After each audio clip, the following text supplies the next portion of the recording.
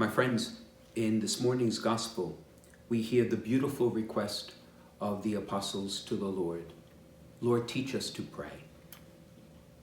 It's interesting that 21 centuries have passed since that request, and in some of the latest research that has been issued, it is the same request that most Catholics are making now. Teach us to pray. Not just simply to say prayerful words, but to pray. So what is prayer in the end? Prayer is a communion with God.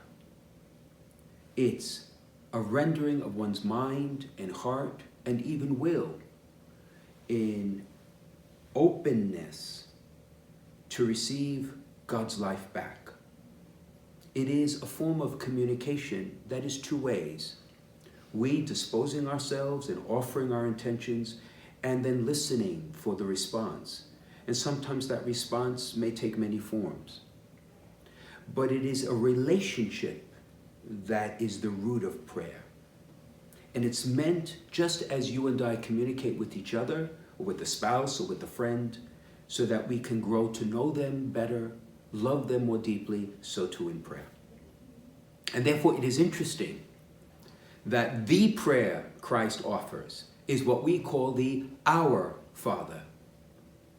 But it was Jesus who revealed God as his Father, his Abba, which in colloquial is translated often as Daddy.